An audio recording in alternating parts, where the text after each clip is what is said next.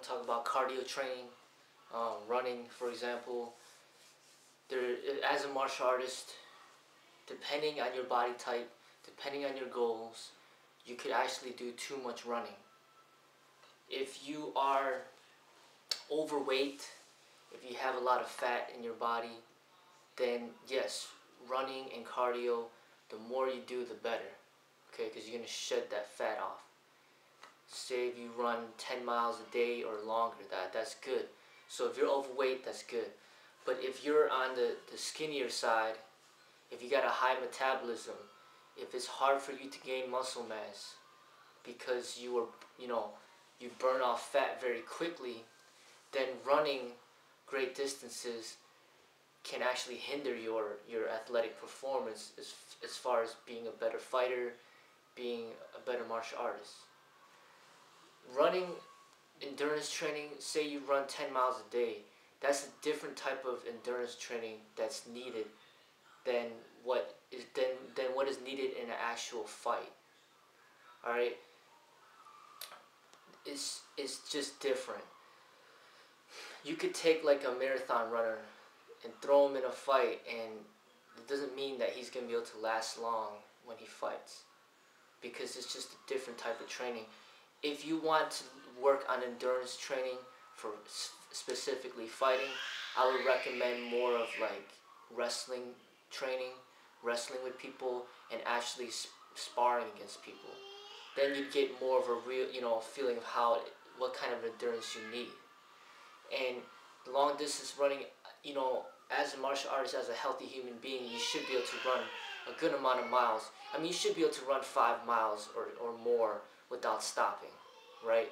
But to do like run a lot of miles every single day, if you want to gain muscle mass, you're going to end up losing your muscle mass.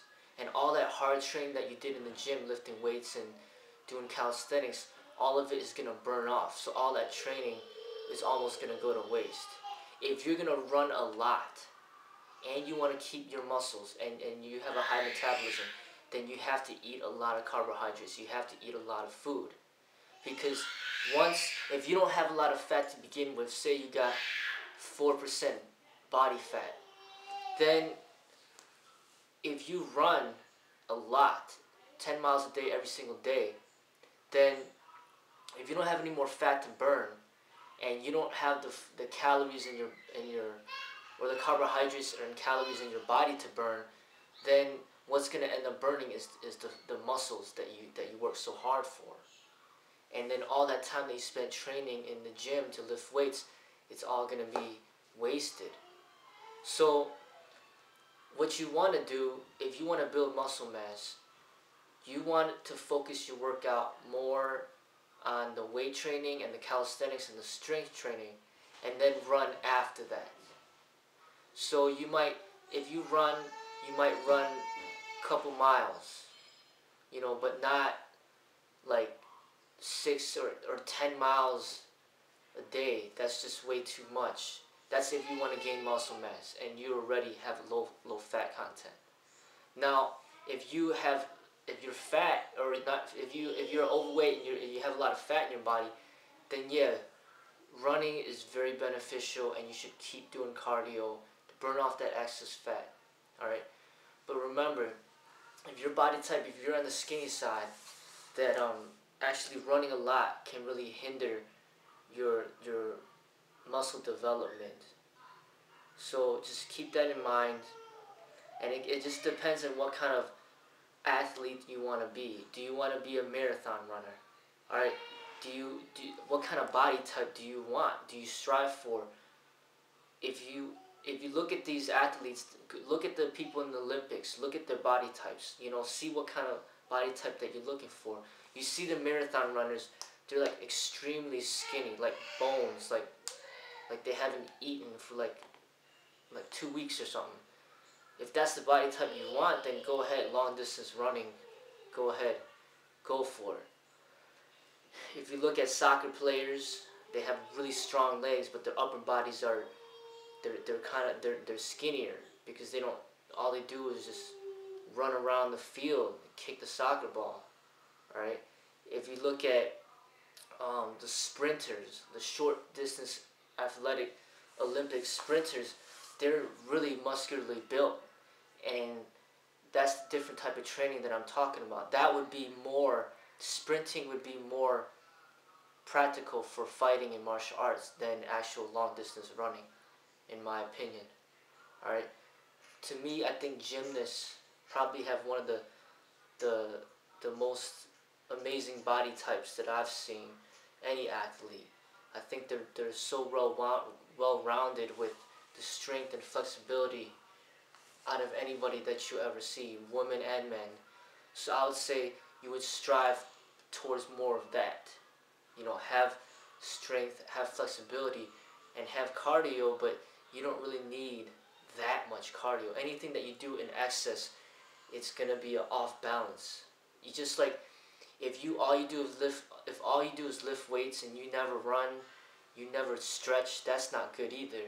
Then, you know, how can you be a good fighter or a good martial artist?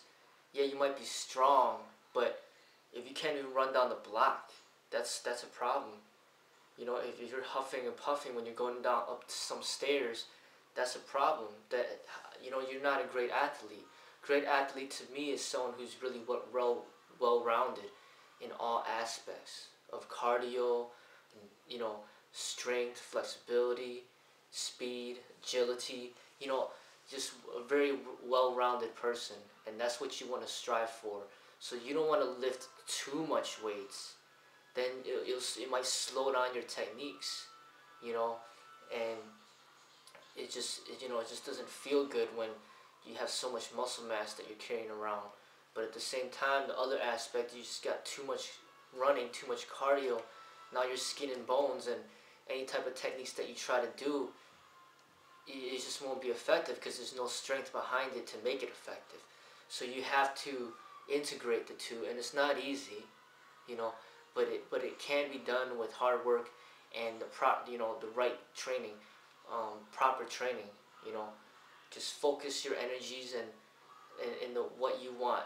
Decide what type of fighter you want to be, what type of martial artist, what kind of athlete you want to be, and then train according to that. All right. If you're trying to be a gymnast, you're not going to be training like a football player. All right.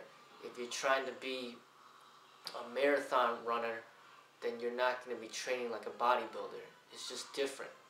You know, just really decide how, you know, what you want to be, how you want your body to look, and just what kind of athlete you want to be, and then just train accordingly, direct your energies in the proper way.